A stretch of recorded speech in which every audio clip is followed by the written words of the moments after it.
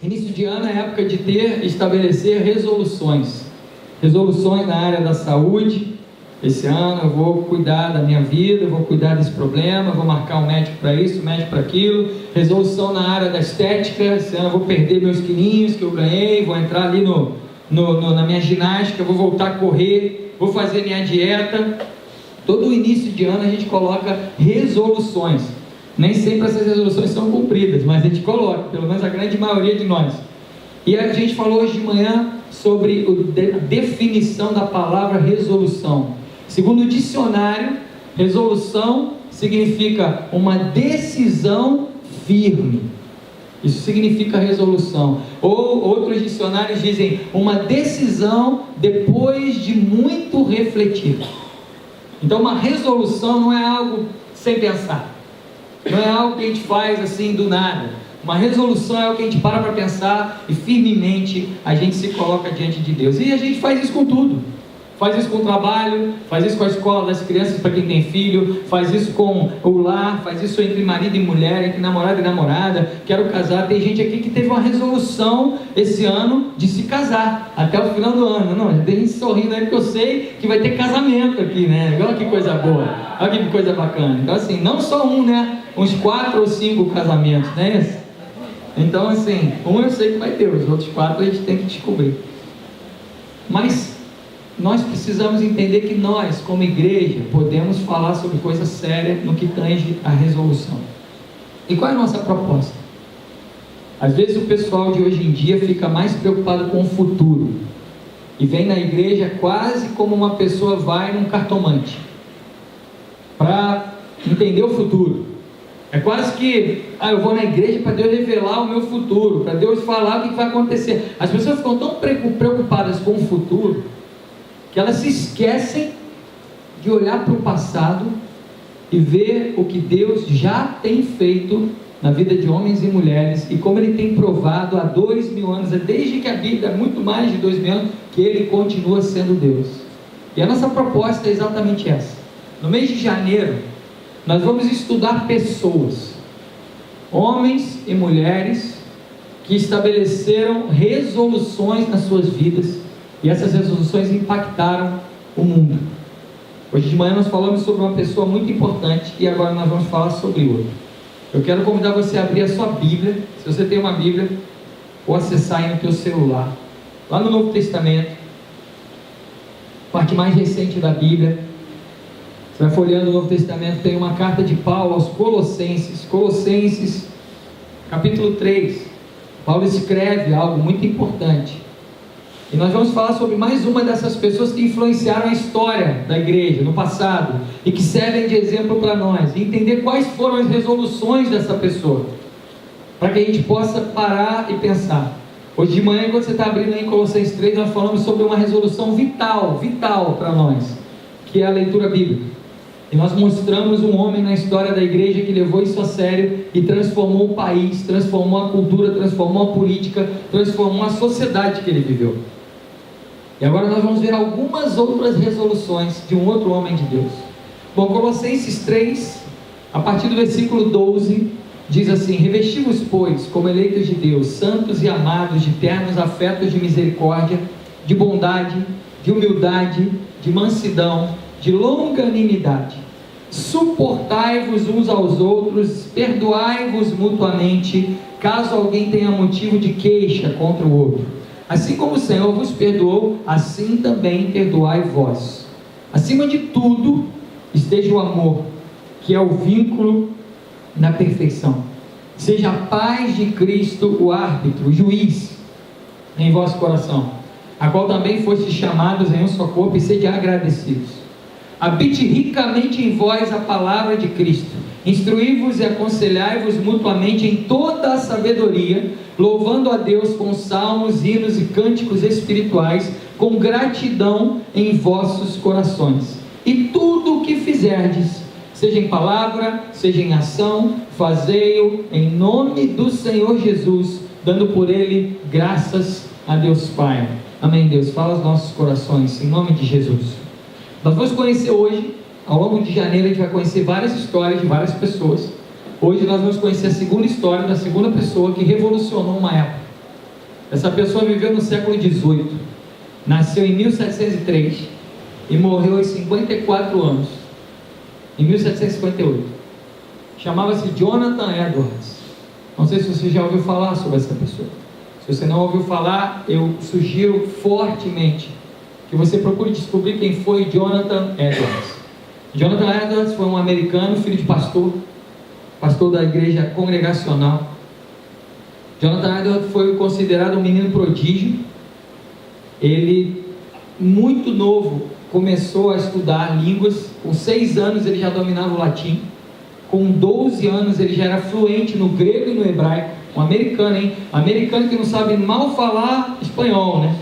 Americano é só inglês, né? Todo mundo sabe que americano não é bom, né? O idioma não é forte desse pessoal. Ele já estava com 13 anos fluente em 3 idiomas. Com 10 anos escreveu seu primeiro livro, um livro sobre a imortalidade. Quando ele tinha 13 anos, ele ingressou na faculdade. Com 13 anos ele começou a faculdade de Yale. E com 18 anos, 17 anos, terminou a faculdade.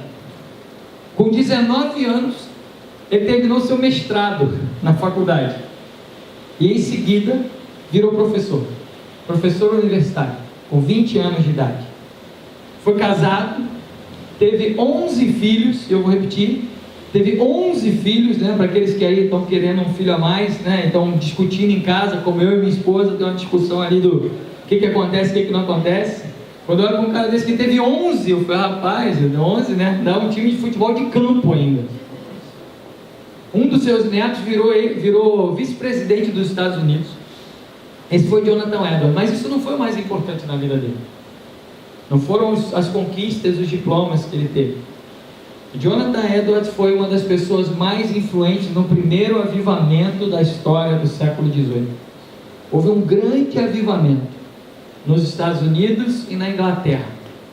E Jonathan Edwards foi um daqueles que foi um dos grandes responsáveis por um movimento de avivamento.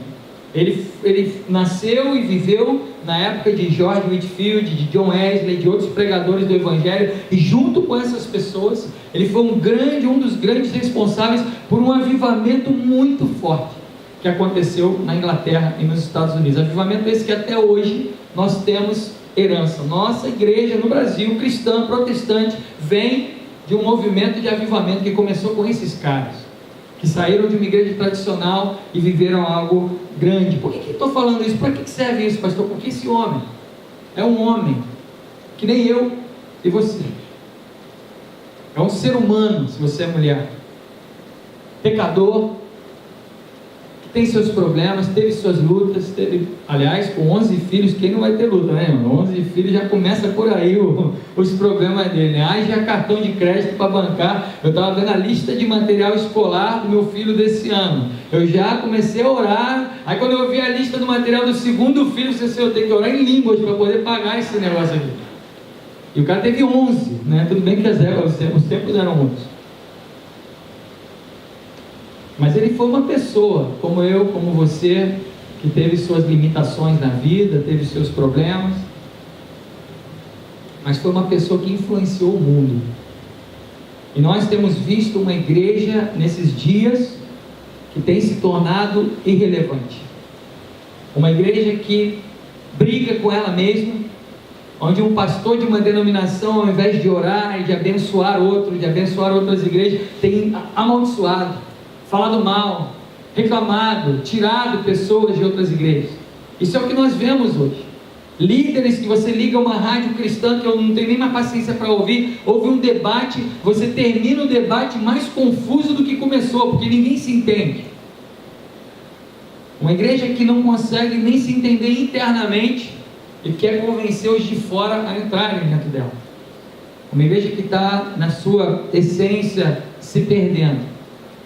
Mas isso não é novidade, isso já acontecia desde a época de Jesus, desde a época de Jonathan Edwards. Ele viveu no momento em que a igreja estava perdida. Mas esse homem, ele estabeleceu na sua vida 70 resoluções. Ele estabeleceu 70 resoluções que ele decidiu que acompanhariam a vida dele por todos os dias. É óbvio que não vai dar tempo, talvez ao longo do mês de janeiro a gente volte a falar sobre ele, porque são resoluções muito ricas. Hoje nós vamos tentar, não sei se vai dar tempo, falar sobre 8. Se der tempo, 9. Eu quero ler as resoluções de Jonathan Edwards para você e compará-las com a Bíblia, para que a gente possa entender como um homem normal, uma mulher normal, que tem suas limitações, que tem seus problemas, pode ser tremendamente usado por Deus. Não se preocupa com o teu futuro. O futuro literalmente a Deus pertence, ainda não aconteceu. Tem gente preocupada com o futuro. A Bíblia já mandou não se preocupar há muito tempo e a gente ainda se preocupa. Agora olha para o passado e descobre homens e mulheres que foram tremendamente usados por Deus no passado, e que isso sirva de referência para nós, para que essas resoluções acompanhem a gente ao longo do ano de 2018. Primeira resolução: resolvi que farei tudo aquilo que seja... eu quero ler, porque ele escreveu um diário, e antes das 70 resoluções, o texto dele é o seguinte: estando ciente de que sou incapaz de fazer qualquer coisa sem a ajuda de Deus, humildemente lhe rogo que através da sua graça, era uma oração que ele fazia, me capacite a cumprir fielmente essas resoluções, enquanto elas estiverem dentro da sua vontade, em nome de Jesus Cristo. Me lembre de ler essas resoluções uma vez por semana, para que eu não as esqueça. Agora sim, primeira resolução: resolvi que farei tudo aquilo que seja para a maior glória de Deus e para o meu próprio bem, proveito e agrado durante todo o tempo da minha vida, sem nunca levar em consideração o tempo que isso exigirá de mim, seja agora ou pela eternidade. Resolvi que farei tudo o que sentir ser meu dever e que traga benefícios para a humanidade, não importando quantas ou quão grandes sejam as dificuldades que eu venha a enfrentar. Já começa lá em cima, né? A barra já começa alta. A primeira resolução que ele faz, e toda semana ele lia para não esquecer dela, é que a partir desse dia ele faria tudo que ele fizesse seria para a maior glória de Deus, para o bem de uma sociedade, não importando quantas ou quão grandes sejam as dificuldades que ele pudesse enfrentar. Nós acabamos de ler um texto que termina da seguinte maneira: e tudo o que fizerdes, seja em palavras, seja em ação, fazei-o em nome do Senhor Jesus, dando por ele graças a Deus Pai. Tudo o que fizer, eu queria dar um exemplo muito prático para você. Deus não tem chamado apenas líderes de louvor, tocadores de instrumento, pessoas que sejam boas e desinibidas, e pastores. Deus não tem chamado apenas essas pessoas, graças a Deus por isso. Deus tem chamado arquitetos, Deus tem chamado contadores, Deus tem chamado economistas, Deus tem chamado administradores, Deus tem chamado estilistas, Deus tem chamado produtor de moda, Deus tem chamado lutador, Deus tem chamado atleta, Deus tem chamado personal stylist. Seja a profissão que você tenha, advogado, contador, empresário, profissional liberal, concursado, seja qual for a sua profissão, aquilo que Deus colocou nas suas mãos, a Bíblia diz o seguinte, essa é a primeira resolução: e tudo o que fizeres. Você é um artesão, você faz cupcake para vender durante a semana, você tem uma microempresa, você está galgando uma posição de sócio na sua nova empresa. Tudo o que você fizer, seja em palavras, seja em ação. Isso me lembra uma frase de Santo Agostinho que dizia: pregue o Evangelho em todo tempo, se necessário for, use palavras. Às vezes a gente prega com tantas palavras, mas as ações não correspondem às palavras que a gente está falando, e todo mundo olha aqui e fala: que incoerência. Tudo o que fizer, seja em ação, seja em palavra, fazei-o em nome do Senhor Jesus, dando por ele graças a Deus Pai. A gente acabou de cantar aqui, né? Eu sou grato por tudo. É isso. E aí eu pego a resolução de Jonathan Edwards, que dizia: não importando quantas ou quão grandes sejam as dificuldades que você venha a enfrentar. Pode continuar ou tá bom? A gente já pode orar e pedir perdão a Deus porque não está rolando. Segunda resolução: resolvi permanecer na busca. Olha só, além dele ser duro, ele é enfático. Resolvi permanecer na busca contínua de novas maneiras para promover a resolução acima mencionada. Quando ele visse que aquilo ali estava acontecendo, ao invés de parar, como a maioria de nós faria, tá bom agora, tá legal, ele diz: eu resolvi permanecer na busca contínua de novas maneiras para poder promover a resolução acima mencionada. Quando tudo parece estar bom, ele fala: o bom é inimigo do ótimo. Ele fala: eu quero melhorar.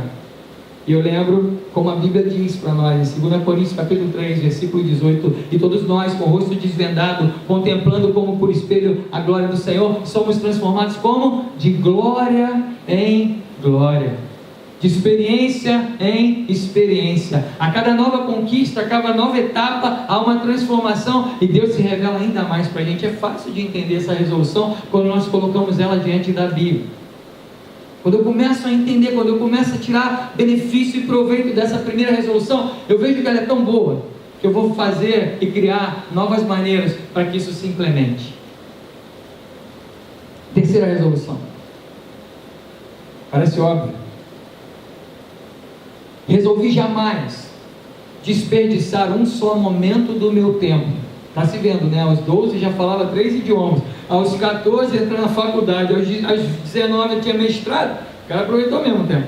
Resolvi jamais desperdiçar um só momento do meu tempo, pelo contrário, sempre buscarei formas de torná-lo o mais proveitoso possível. Sabe o que tem destruído o tempo de um monte de gente? Celular, WhatsApp, Zap, Facebook, joguinho, série do Netflix. Esse negócio não é de Deus não, irmão. Série do Netflix. Ontem eu fui dormir quase 3 horas da manhã, que eu queria ver uma série do Netflix, e eu estava atrasado, minha família toda já tinha visto, e eu fiquei lá. Quando eu fui olhar na hora, 3 horas, eu me acordei morrendo de sono. Isso não é coisa de Deus não pode ser. Resolvi jamais desperdiçar um só momento do meu tempo, pelo contrário, sempre buscarei formas de torná-lo o mais proveitoso possível. O que a Bíblia fala para nós? Como nós devemos aproveitar o nosso tempo, como nós devemos viver. Filipenses capítulo 4, versículo 8 diz o seguinte: quanto ao mais, irmãos, tudo que é verdadeiro, tudo que é honesto, tudo que é justo, tudo que é puro, tudo que é amável, tudo que é de boa fama, se há alguma virtude, se há algum louvor, nisso pensai. Que palavra poderosa! Já parou para pensar? Quando a gente começa a pensar em bobagem, quando a gente começa a pensar em besteira, quando a gente começa a se preocupar demais com o futuro, quando a gente começa a olhar para as circunstâncias e se sente pequeno diante delas, sabe qual é o melhor remédio para o medo? Não é coragem, é rendição aos pés do Senhor, e é dizer: Senhor, em nome de Jesus, eu sou fraco, e quando eu sou fraco, eu sou forte, porque você me fortalece. Quando nós não temos mais essas preocupações, e quando nós começamos a buscar formas de tornar o nosso tempo o mais proveitoso possível, a gente começa a querer cumprir a Bíblia, tudo que é verdadeiro, porque a gente para de se preocupar com fofoca, a gente para de se preocupar com a notícia, com as inverdades, com as suposições. Cai um trigo no Japão, a bolsa de Nova York estoura e cai, e todo mundo fica desesperado, e falha uma empresa, por causa de especulação. Tem gente infartando, tem gente morrendo do coração, por causa de especulação. Quando nós temos diante de nós, se você não é cristão, se você não é cristã, se Deus é uma nuvem ainda esquisita para você, talvez nesse caso você tenha uma pequena vantagem no que eu vou falar aqui, porque você não acredita muito em Deus. Deus não faz tão sentido, né? Não sei, pastor, eu não sei, é minha namorada que me trouxe, é meu namorado que me trouxe, eu não sei se isso é verdade. Se é o seu caso, talvez você possa relaxar um pouquinho e ainda ficar na dúvida. Agora, se você é cristão, se você se diz cristão, se você disse um dia que Jesus é o Senhor da tua vida e continua duvidando que Ele pode trazer paz para o teu coração, você tem perdido o maior privilégio, a maior possibilidade da sua vida de pensar no que é verdadeiro, no que é honesto, no que é justo, no que é puro. Amém? Amém. Quanto ao mais, tudo que é verdadeiro, honesto, justo, puro, amável, boa fama, se há alguma virtude, se há algum louvor, nisso pensai.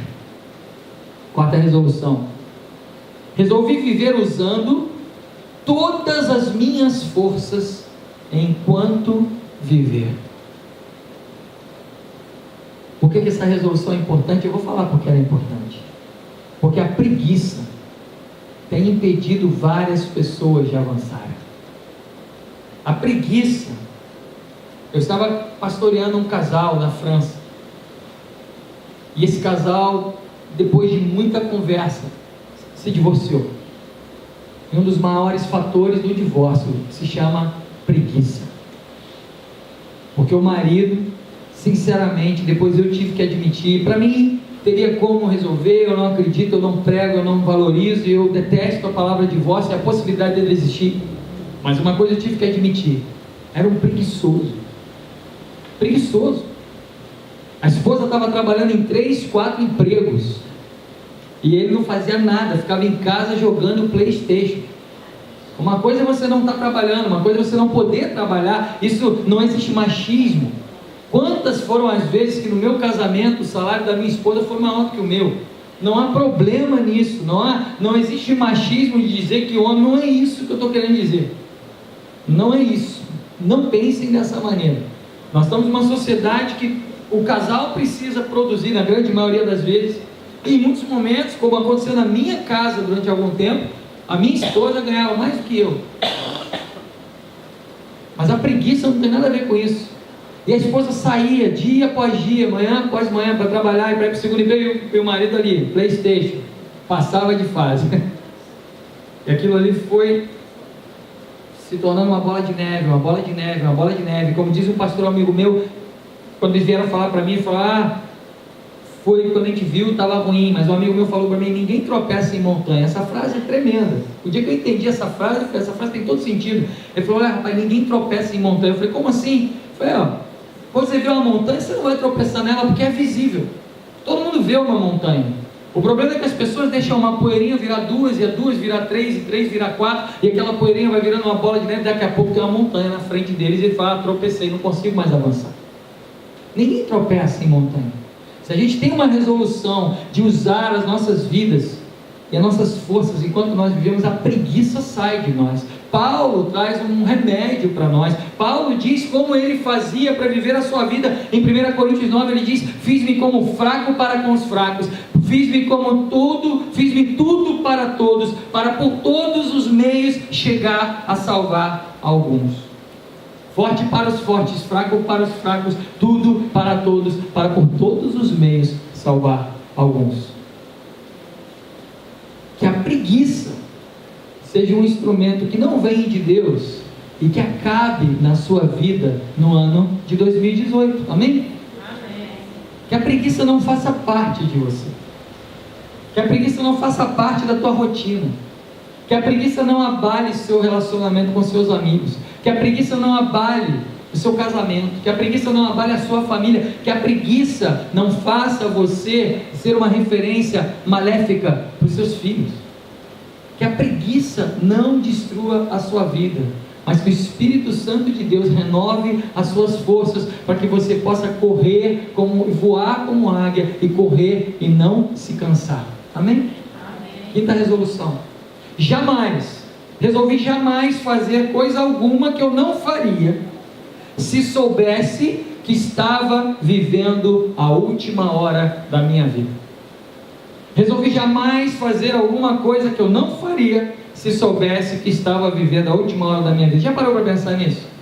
Se você soubesse agora, que hoje é o último dia da sua vida, se você tivesse o poder de saber, e se por alguma coisa, algum diagnóstico comprovado, tirando o milagre do Espírito Santo, nós continuamos acreditando nisso, mas se você tivesse a certeza de que amanhã ou hoje seria o último dia da sua vida, certamente você não faria algumas coisas, não é verdade?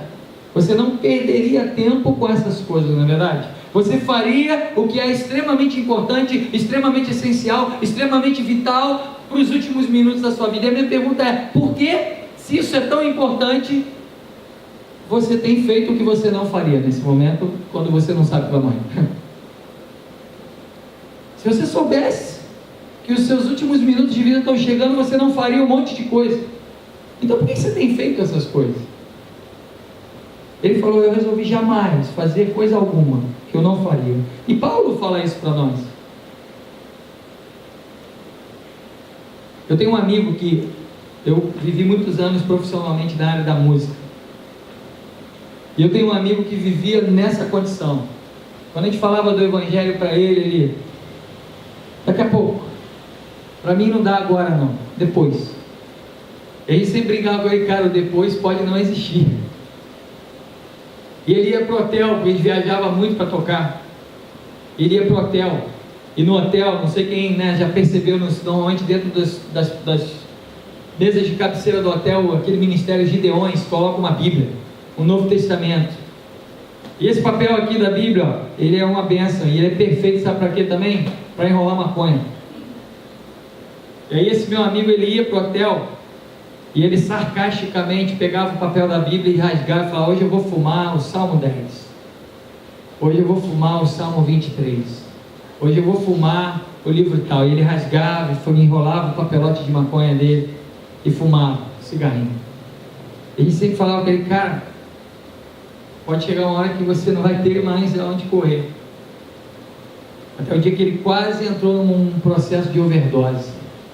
Ele estava fumando e cheirando muito, e ele começou a ficar louco e quebrou tudo no quarto dele. E uma hora que ele foi rasgar uma folha do Novo Testamento, ele resolveu ler antes de fumar, e resolveu ler justamente a folha da ressurreição de Jesus, o capítulo do Evangelho de Mateus que falava sobre a ressurreição de Jesus.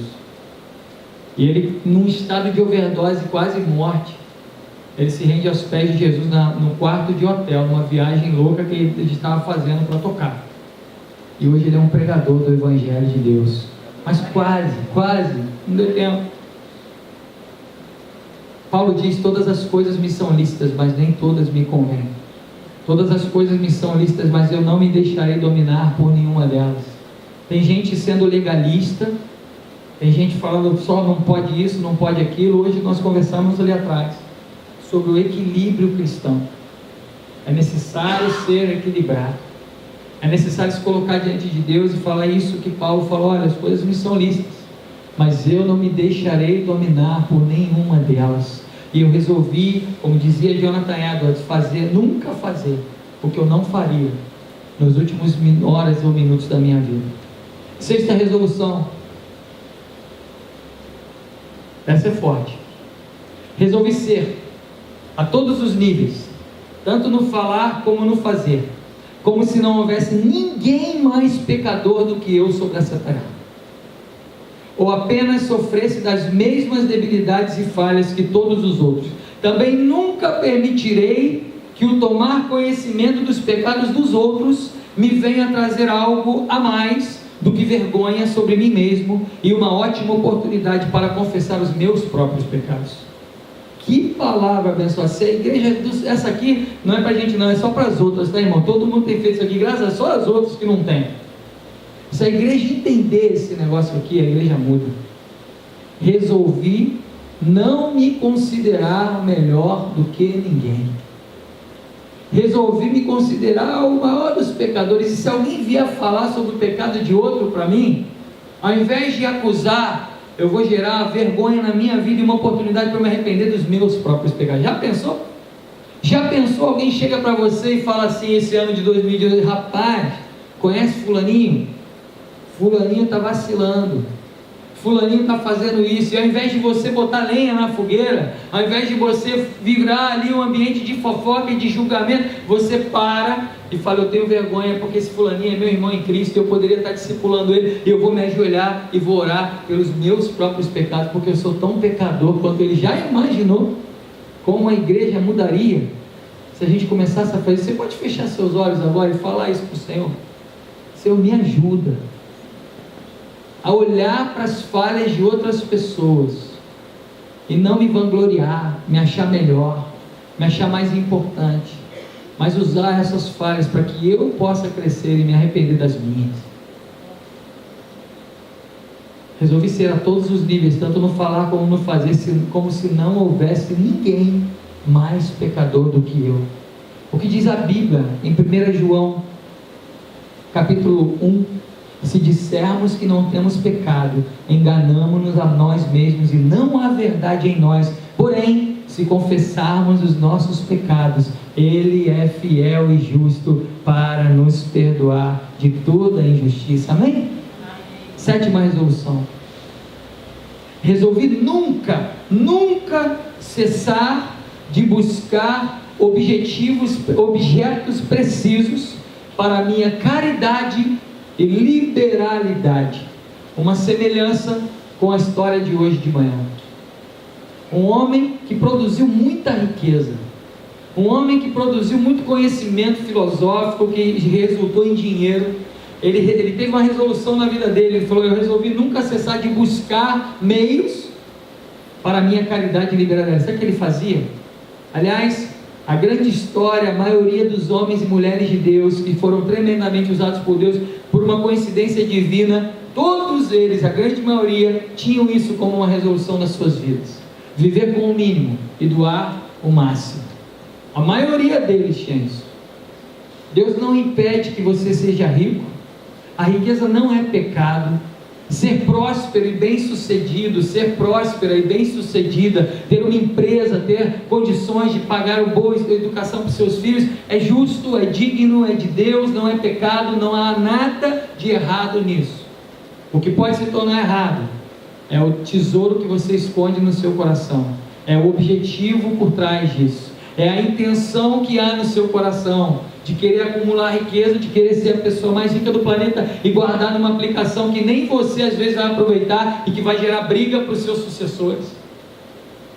Faz parte de uma família que tem um dos membros da minha família com um poder aquisitivo muito alto, e que, para a infelicidade minha, da minha família, eu ouço em reuniões de família pessoas esperando pela sua morte para poder aproveitar dos seus bens. Eu olho aquilo e falei: gente, esse cara não aproveita mais? E as pessoas desejam que ele morra para que uma briga judicial comece e para que uma partilha ou uma briga interminável continue. Seja generoso, seja generosa. Deus tem te dado, busque meios, como dizia John Wesley: trabalhe o máximo que puder, ganhe o máximo que puder e doe o máximo que puder. Sabe, irmãos, a obra do Senhor, ela está aí. O dinheiro que Deus tem distribuído aqui na terra também está aqui. Deus tem dado nas mãos de pessoas que entendem o poder do Evangelho. É a parábola dos talentos. Deus dá mais àquele que entende que o serviço que ele tem nas mãos pode proporcionar mais riqueza para o reino de Deus. Você não tem que dar dinheiro para a igreja. Deus não precisa do seu dinheiro. Você não tem que ser movido a dar dízimo, a dar mensalidade. Você não tem que ser movido a pagar prestação para herdar algo no reino dos céus. Quem te falou isso? Isso é mentira. Isso não é bíblico. Mas seja você liberal, seja você generoso, seja você generosa. Que haja alegria no seu coração.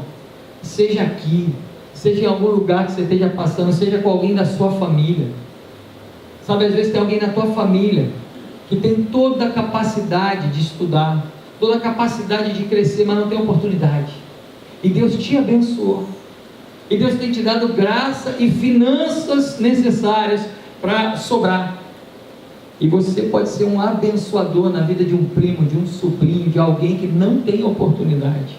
E que através, pode ser anônimo, pode ser algo. Eu tenho uma prima minha que tem uma condição de vida muito boa e ela resolveu no anonimato, sem que ninguém soubesse, abençoar uma outra prima que estava em dificuldade.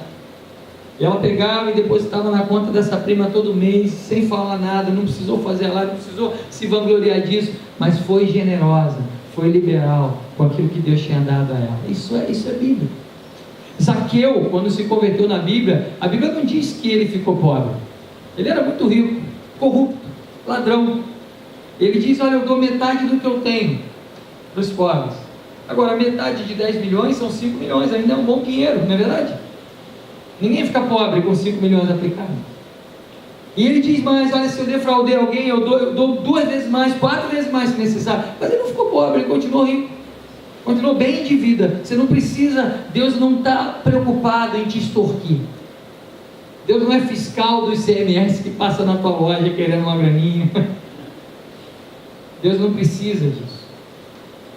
Nem a igreja precisa disso. Deus tem dado recursos necessários através de homens e mulheres generosos para cá. Mas você pode ser liberal. Tenha isso como uma resolução nesse ano de 2018. E você vai ver como Deus vai abençoar a sua vida, a sua casa, as suas finanças. Última resolução. Resolvi nunca fazer algo em forma de vingança. Mateus 5,39 nos diz: eu porém vos digo que não resistais ao mal, mas se qualquer te bater na face direita, oferece-lhe também a outra. O mundo tem sido gerado e gerido principalmente num sistema de dar e receber, ação e reação. Bateu, tomou, deu, levou. Mas se nós realmente queremos ser relevantes, se nós realmente queremos ser uma igreja, não marqueteira, não uma igreja que vai falar e fazer purpurinas acontecerem, botar luzes.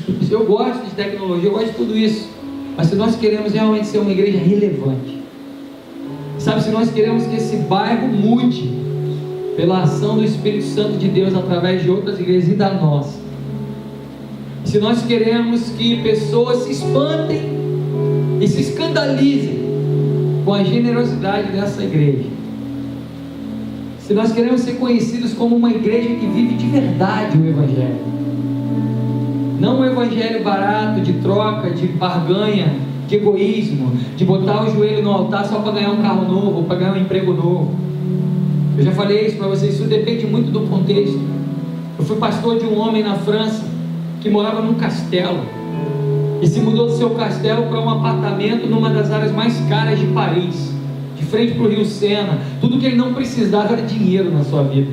Se eu viesse com esse evangelho barato para ele: olha, se ajoelha aí que Deus vai te dar um carro novo, Deus vai te dar um emprego novo, ele ia rir de mim. Ele ia falar: rapaz, se desconverte, vira ateu que nem eu, que eu tiro uma das minhas 4 Ferraris da garagem e te dou de presente, eu não preciso de um carro novo. Mas um homem que queria se matar, um homem deprimido, um homem que não tinha razão de viver, e quando ele conheceu o evangelho de Jesus, o evangelho que salva, que liberta, ele percebeu que faltava algo na vida dele. Que esse ano seja um ano de resoluções que vão fazer a tua vida e consequentemente essa igreja remar de uma forma relevante. Minha profecia, meus irmãos, é que no final desse ano a gente não tem lugar aqui, que tem que promover um novo culto, o 4º culto de domingo. Essa é a minha profecia, mas eu não vou negociar valores do reino para encher essa sala. Mas eu também, ao mesmo tempo que falo isso, eu tenho certeza de que se nós entrarmos com uma resolução de vivermos o real evangelho, o serviço vai vir, as possibilidades virão, as pessoas vão olhar para nós, vão ver na televisão ladrão, gente manipulando os outros, gente extorquindo dinheiro, mas vão olhar para nós e vão falar: essa igreja é diferente. Essa igreja não é perfeita, porque nós não somos perfeitos, a começar em mim. Eu sou o pastor dessa igreja, eu não sou perfeito. Então, se essa igreja era, me perdoe, porque no dia que eu cheguei ela deixou de ser. Mas a começar em mim, nós não somos perfeitos. Mas nós, assim como esse homem que fez, irmãos, coisas maravilhosas na época dele, que aos 54 anos de idade morreu e que até hoje nós estamos aqui falando dele. Um homem como eu e como você, se o Espírito Santo entrar nas nossas vidas, nós não precisamos nos preocupar com o futuro, não precisamos nos preocupar com violência. Sabe, irmãos, a gente tem todos os argumentos para deixar essa cidade. Todos. A economia não está bem, a segurança não está boa, as coisas não estão tão bem assim. Muitas pessoas, e é justo, têm partido. E quando eu fui passar uma experiência na Europa por um chamado de Deus, no momento de maior crise no Brasil, Deus nos pediu para voltar. E aí que meus amigos falam: você é louco, você é louco, fica aí, cara, não volta, não faça isso, fica aí, rapaz, cria teus filhos aí. Mas houve uma resolução na minha vida, na vida da minha esposa, que são vidas imperfeitas, de tentar, né, como diria Paulo, não que eu tenha alcançado, mas de tentar seguir o Evangelho como o que é de mais importante nas nossas vidas. E essa resolução nos trouxe para o Rio de Janeiro.